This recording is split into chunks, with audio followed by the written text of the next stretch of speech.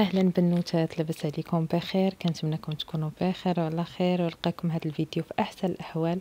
مرحبا بكم في فيديو جديد على قناتي شيوات مع ايمان. اليوم ان شاء الله غادي نوجدوا كسكس مغربي. البنات تبارك الله عليهم راه كلشي كيصايبوا. غنوجدوا ان شاء الله مع المبتدئات ونخليكم مع المقادير والطريقه ديال التحضير. بالنسبه للمكونات البنات، هنا عندي الخضره على حسب الذوق، يعني كل واحد شنو كيبغي. انا هادشي اللي كياكلوا لي الوليدات.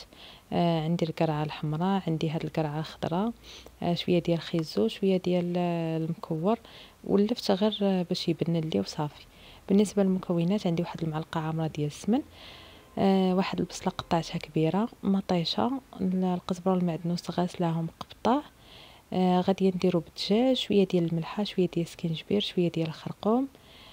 صافي هادشي اللي عندي في المكونات والكسكسو بطبيعه الحال. بالنسبه للبنات الطريقه ديال التحضير، كندير الدجاج اولا اللحم، المهم باش ما بغيتو تصايبوه. كندير شويه ديال الخرقوم، واحد شويه ديال الابزار كيف تيبان لكم، المهم على حسب عدد الافراد اللي عندكم. راه كديري يعني القدر ديال الخضره اولا الكسكسو على حسب الناس اللي عندك. هنا سكينجبير، كنزيد ديك المعلقه ديال السمن. صراحه السمن البنات كيعطيها واحد المذاق رائع للكسكسو، اللي ما عندهاش دير واحد الضامه ديال السمن. صافي هنايا غادي ندير الملحه كيف تيبان لكم.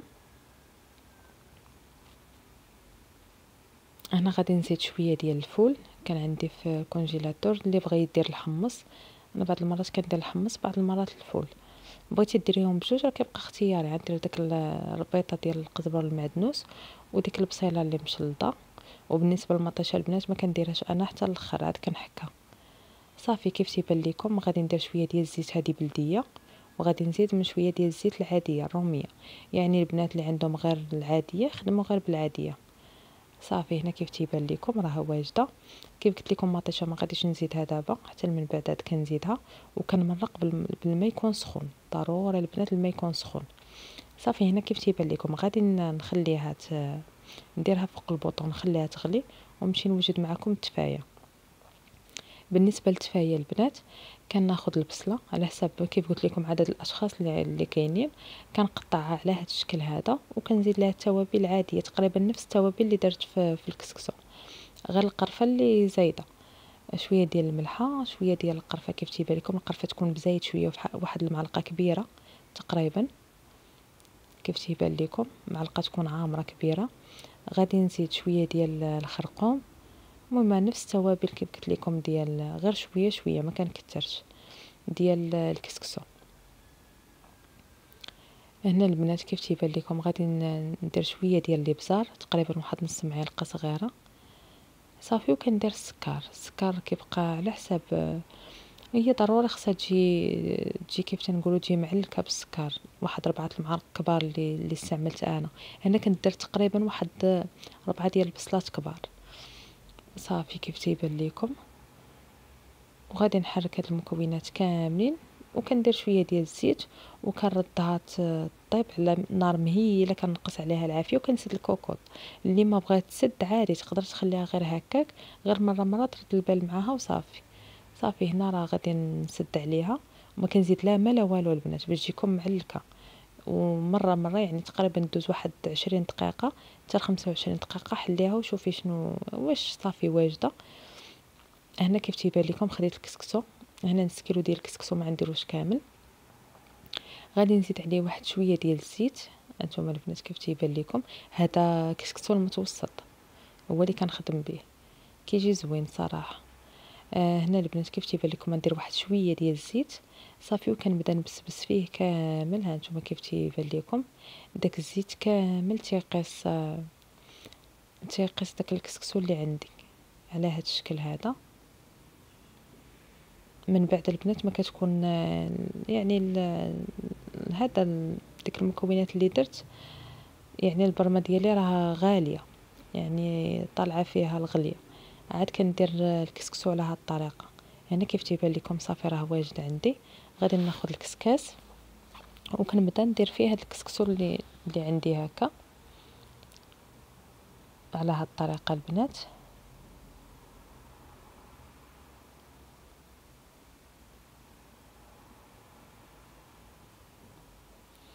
هنا غادي ناخد الخضيره اللي من بعد ما نقيتها وغسلتها كيف تيبان لكم.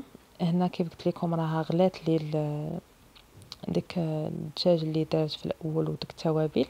غادي نزيد معاها خيزو وشويه ديال داك اللفت اللي عندي والمكور، على حساب هادو كيشدو الطياب شويه. وغادي نخلي القريعه الحمراء والخضراء وديك الفليفله اللي عندي حتى من بعد البنات، حتى الفوره الثانيه ومطيشه حتى هي غادي نخليها حتى الفوره الثانيه. هادو ما كيستحملوش الطياب بزاف دغيا كيتعجنوا صافي. هنا كيف تيبان لكم غادي ندير الكسيكس ديالي ونردو يطيب. هنا كيف تشوفوا التفايه ديالي صافي راها واجده. شوفوا البنات كتجي معلكه. غادي نزيد عليها شويه ديال الزبيب اللي كنكون مفزقاه من قبل صافي، وكنردها واحد 15 دقيقه، ما بين 10 دقائق 15 دقيقه صافي، وكتكون واجده التفايه عندي هنا صافي. كنخليها على جنب. هنا كيف تيبان لكم الكسكسو ديالي صافي راه طلعت فيه يعني واجد داك البخار صافي. راه كيف تيبان لكم ملي كتشوفي البخار فحال هكاك طالع بزاف صافي راه واجد. هنا غادي نزيد ليه الماء.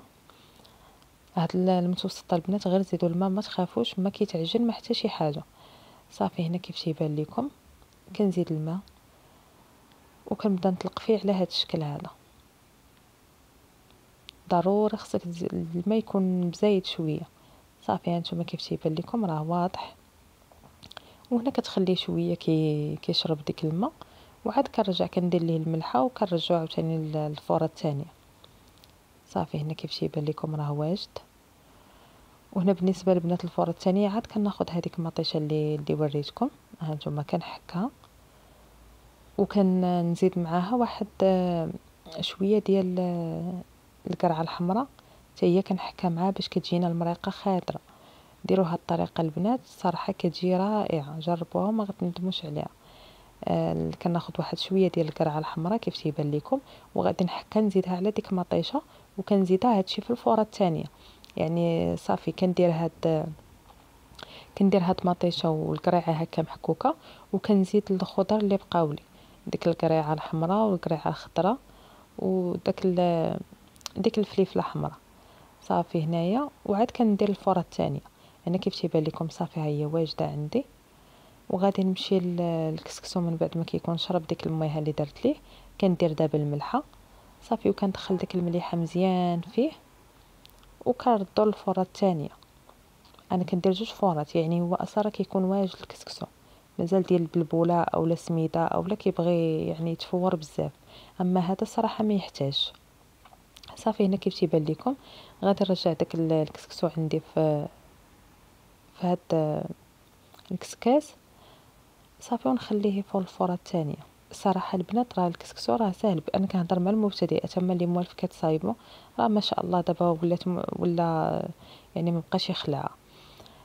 كان عندي انا بعدا شحال هذه كان عندي هو ستاج الوحش، يعني كان تيجيني الكسكسو راه من اصعب الحوايج، ولكن صافي ان فوا كتولفي على الحاجه كتولي تجيك عاديه. هنا صافي الفوره ديالي الثانيه راها واجده كيف تيبان لكم صافي. كنقادو وكنبدا ناخذ من ديك المريقه هانتوما كيف تيبان لكم. غنبدا نهز من ديك المريقه ونكبع الكسكسو وعاد نحركو مزيان، يعني داك باش يشرب لي، ماشي بلاصه كتبقى مرقاها وبلاصه لا، يعني الكسكسو كيشرب لي كامل صافي. هنا كيف تيبان لكم كنبدا على هاد الطريقه وغادي نبدا نحط نستف الخضيره ديالي. يعني راه كيبقى داكشي اختيار، يعني على حساب الخضره اللي دايره، على حساب اصلا الوليدات شنو كياكلوا ولا انت شنو كتبغي في الخضره. انا كيف تيبان لكم غادي نهز القرعه الحمراء. التزيين راه كيبقى اختيار، يعني كل وحده دير داكشي اللي بغات. كسكسو راه كيبقى واحد، والطريقه ديال التقديم راه كل وحده كيفاش كتقدم. انا صافي رانا حطيت الخضيره ديالي كامله استفتها. هانتوما شوفوا كيف كتجي هاد التفايه كتجي معلكه صراحه. البخار بزاف ما خلاش التصوير يبان. هنا صافي راه واجده القصريه وهذا هو الشكل النهائي ديالها. هانتوما البنات صراحه كتجي رائعه على هذا الشكل هذه، والمريقه كتجي خاطره غزاله. قدمته مع شويه ديال اللبن ضروري راكم عارف الكسكسو ضروري كيتماشى مع اللبن. بالنسبه للتزيين خديت شويه من ديك التفايه ودرت معاها دوزتها في رقائق اللوز على داك الشكل هكا. كان عندي محمر من قبل ودرتو ديكور هكاك من الفوق. يعني التزييره كيبقى اختياري كيف قلت لكم، كل وحده تزين داكشي اللي عندها. الاختيار استفتى على ديك الطريقه. وكنتمنى البنات الفيديو ديال اليوم ينال الاعجاب ديالكم. ما تنساونيش من لي لايك، واللي ما مابونياش معايا تابونا في القناه، ولي كومونتير زوينه فحالكم. وما نطولش عليكم بزاف، نخليكم مع السلامه الى فيديو قادم ان شاء الله.